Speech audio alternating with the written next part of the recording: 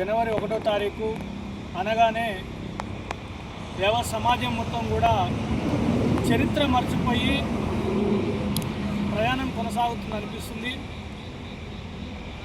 వాస్తవానికి నిజం ప్రచారంలో లేకపోతే కొన్ని సంవత్సరాల తర్వాత నిజం అంతరించిపోతుంది.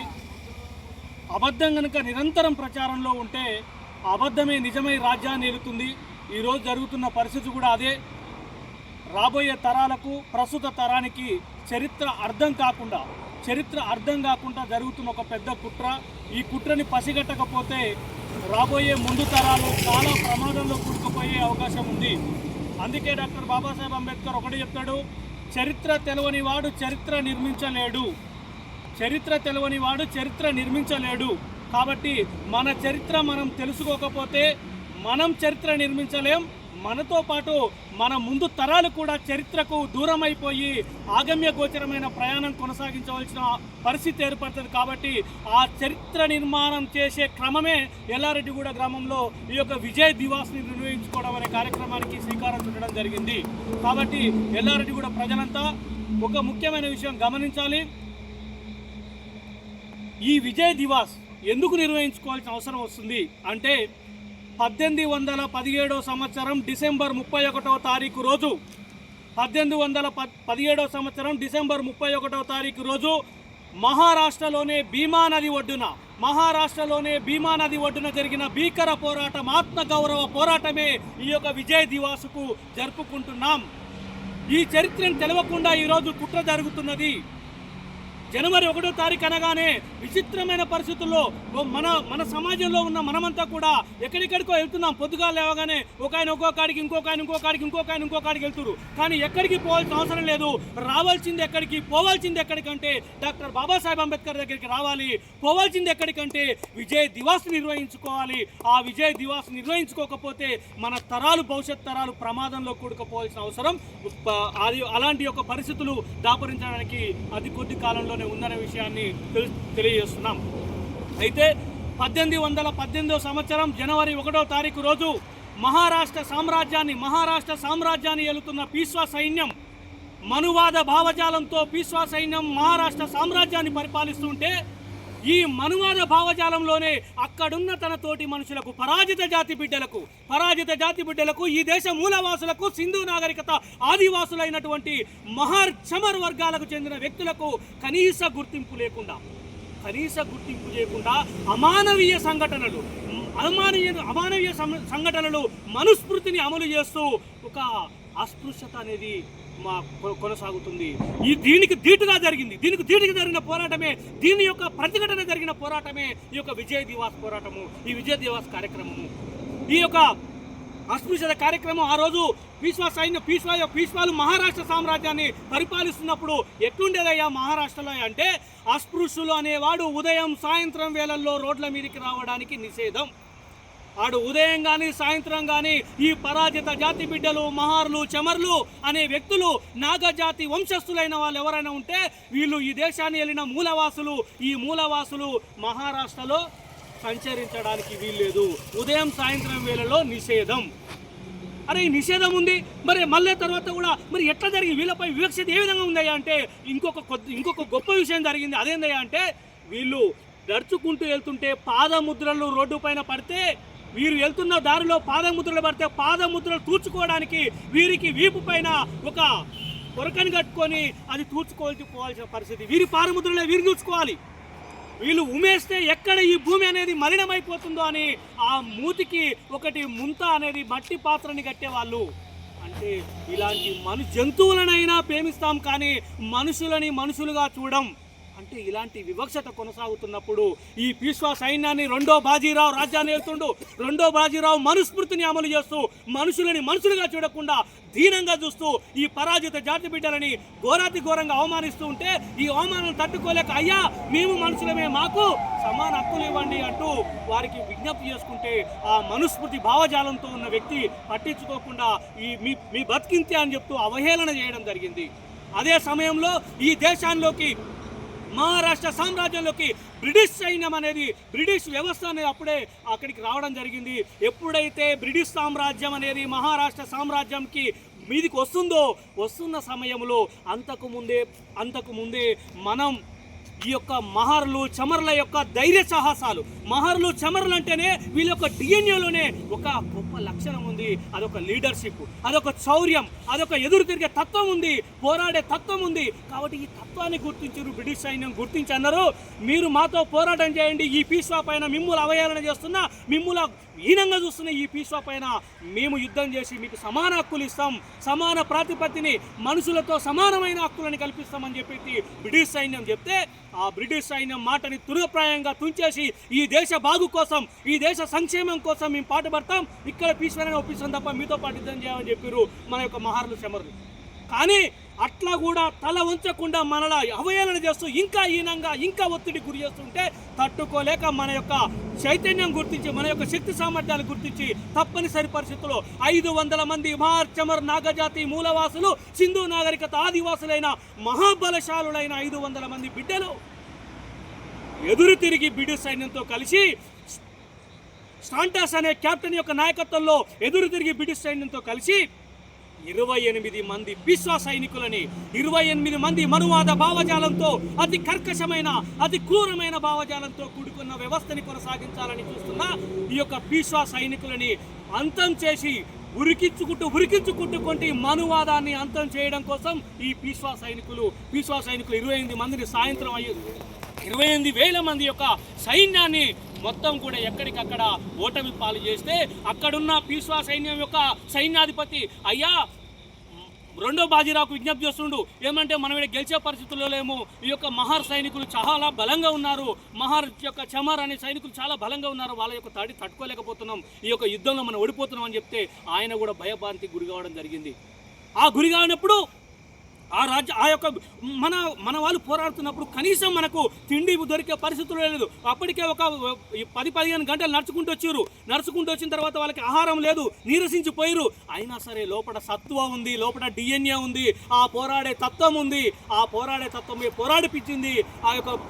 ఈ యొక్క విజయ్ దివాస్ కార్యక్రమంలో ఈ యొక్క విజయ్ దివాస్ కార్యక్రమంలో విక్టరీ పిల్లర్ని 1821 సంవత్సరంలో బ్రిటిష్ యొక్క వ్యవస్థలో మనం ఎప్పుడైతే ఈ యొక్క భీమ్ కోరేగావ్లో విజయం సాధించినాము, 500 మంది మన సైనికులు అక్కడున్నది 28 మంది పైన పోరాటం చేసి భయాన్ని కూడా ఆకలిని కూడా తట్టుకొని పోరాటం చేసి విజయం సాధించిన తర్వాత 1821 సంవత్సరంలో బ్రిటిష్ వాళ్ళు అక్కడ విక్టరీ పిల్లర్ని నెలకొల్పడం జరిగింది.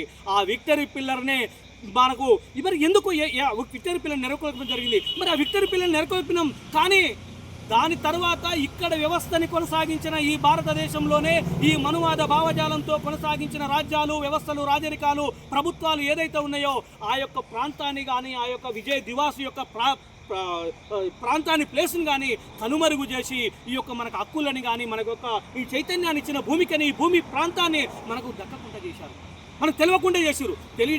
తెలియకుండా చేసినప్పుడు మన యొక్క డాక్టర్ బాబాసాహెబ్ అంబేద్కర్ 1927 సంవత్సరంలో జనవరి 1వ తారీఖు రోజు అక్కడికి వెళ్ళి ఇది మా యొక్క అస్తిత్వానికి పునాది, మా జాతి మూలాలను తట్టి లేపిన యొక్క ప్రాంతం ఇది అని చెప్పేసి గుర్తించి మహాత్మా జ్యోతిరావు పూలే గారు ఛత్రపతి శివాజీ మహారాజు యొక్క సమాధిని ఏ విధంగా అయితే వెలికితీసి మనకు సమాజానికి అందించిండో, అదే విధంగా డాక్టర్ బాబాసాహెబ్ అంబేద్కర్ కూడా ఈ యొక్క విజయ్ దివాస్ విక్టరీ పిల్లర్ని తెలుసుకొని ఈ యొక్క అక్కడికి వెళ్ళిన తర్వాత అప్పటి నుంచి ప్రతిరోజు కూడా జనవరి 1వ తారీఖు రోజు మనం ఎక్కడికెక్కడికో పోతున్నాం అని చెప్పినాం కదా, మన పిల్లలు మన తరాలు ఎక్కడికెక్కడికో పోతున్నారు. కానీ డాక్టర్ బాబాసాహెబ్ అంబేద్కర్ మన వాళ్ళందరినీ తీసుకొని ఎక్కడికి పోయేవారు ఆ రోజు అంటే 1927 నుంచి స్టార్ట్ చేసిన జనవరి 1వ తారీఖు నుంచి కార్యక్రమం ఏంటంటే శౌర్య దివాస్గా నామకరణం చేస్తూ ప్రతి వెనుకబడిన జాతికి చెందిన బిడ్డ, ప్రతి వివక్షతకు గురైన ప్రతి బిడ్డ కూడా వెళ్ళవలసిన ప్రాంతం శౌర్య దివాస్ ప్రాంతం. ఇది పూణేకు దగ్గరలోనే ఉంటుంది. ఆ ప్రాంతం దగ్గరికి వెళ్ళాలి. ఆ రోజు జరిగిన శౌర్యం ఏ విధంగా జరిగింది, ఆ రోజు మన వాళ్ళు ఏ విధంగా పోరాటం చేసారు, ఎందుకొరకు పోరాటం చేశారు, పరివర్తన ఉద్యమానికి నాందే ఆ యొక్క యుద్ధము. మరి ఎందుకు పోరాటం చేశారు? మరి మనలో అంతే ఉంది అంటే బ్రిటిష్ వాడికి రాజ్యం కావాలి, మనకేం కావాలి? మనం వణిపోతున్నాం. 500 మంది, అప్పటికే 49 మంది మన వీర సైనికులు మరణం పొందారు. 500 మందిలోకి వెళ్ళి 49 మంది పోయారు, ఇంకెంతమంది 450 మంది ఎవరు? మరి ఎట్లా ఏ విధంగా ఉందంటే మనకు ఒకటి ఉంది. అక్కడ ఏముందంటే మనకు ఐడెంటిటీ ఫ్యాక్టర్ ఉంది. అంటే మనం గుర్తింపు కావాలి. ఇప్పుడు కనుక పోరాడకపోతే నిరంతరం చచ్చిపోతున్నాం.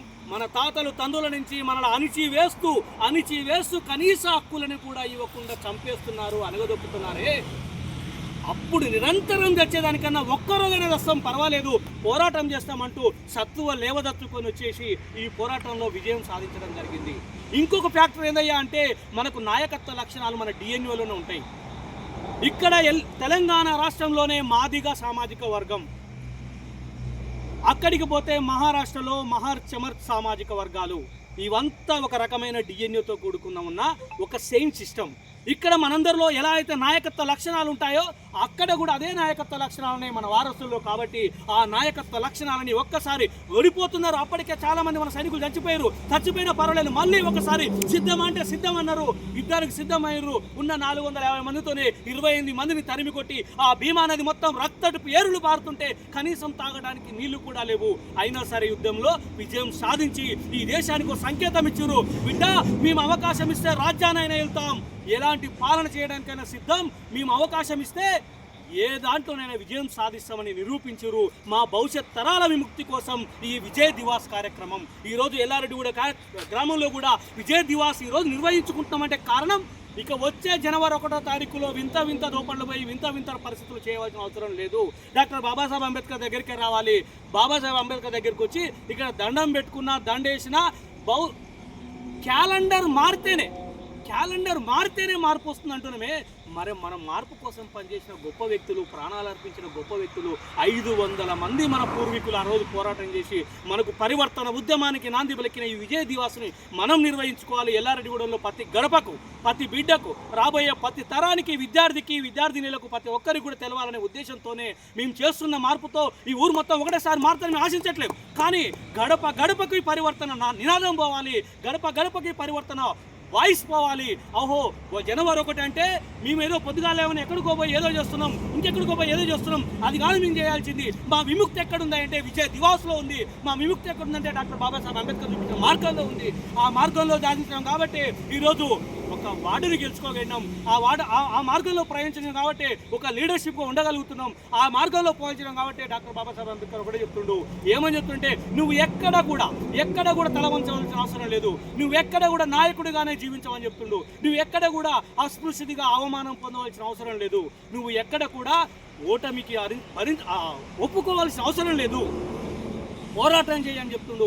ఆ పోరాటం చెప్పిన గొప్ప వ్యక్తి యొక్క భావుని యొక్క మార్గంలో మనం ప్రయాణిస్తున్నాం. కాబట్టి మనకు ఒక కృషి వలుడు మన ముందుండి బాటను చూపించినప్పుడు ఆ బాటలో పోవడమే మన ప్రయత్నం. మనం ఇప్పుడు ఈరోజు ఆ భీమ కోరేగ్రావులో చేసిన 500 ఉద్యమం లాగా మనం ఉద్యమం చేయవలసిన అవసరం లేదు. ఇప్పుడు అల్లడాలు చేసిరు, మనకు బాటనేసిరు. ఆ బాటలో ప్రయాణం చేస్తూ మన భవిష్యత్ తరాలకు, మన పిల్లలకు మంచి విద్యని ఆర్థిక, సామాజిక, రాజకీయ రంగాలలోనే స్థిరపరుస్తూ ఉన్నతమైన జీవితాన్ని, పరివర్తన జీవితాన్ని అందించడమే ఈ విజయ్ దివాస్ యొక్క ముఖ్య కర్తవ్యమని సభాపూర్వకంగా తెలియజేస్తుంది.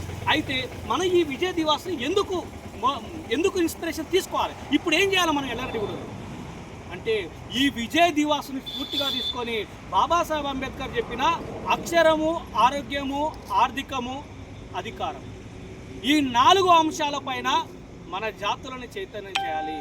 ఈ 4 అంశాలపైన అందని ఏదైతే వర్గాలు ఉన్నాయో, ఈ 4 అంశాలకు అందని ఏదైతే వ్యక్తులు కానీ, అది కులంతో మతంతో సంబంధం లేదు, ఏ వ్యక్తులైతే ఉన్నారో, ఏ వ్యవస్థలో ఎవరైతే ఉన్నారో, ఈ 4 అంశాలు ప్రతి బిడ్డ డాక్టర్ బాబాసాహెబ్ అంబేద్కర్లో బాటలో ప్రయాణించవలసిన అవసరం ఉన్నది.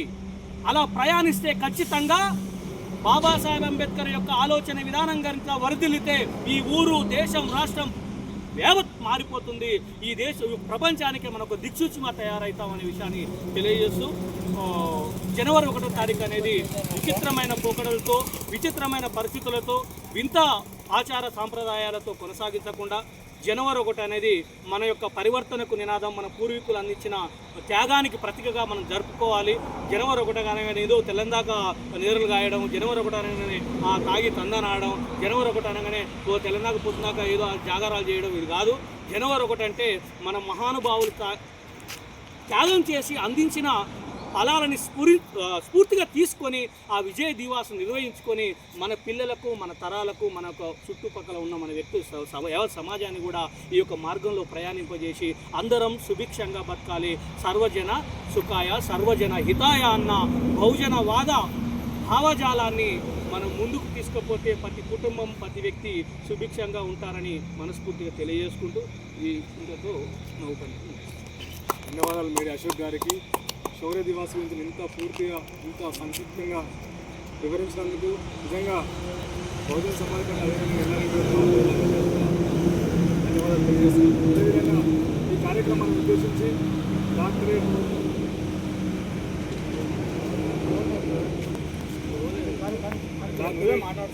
గాదే వంశీధర్ గారిని తమ అమూల్యమైన సందేశం ఇవ్వాల్సిందిగా కట్ చేయలేదు అంతేనా?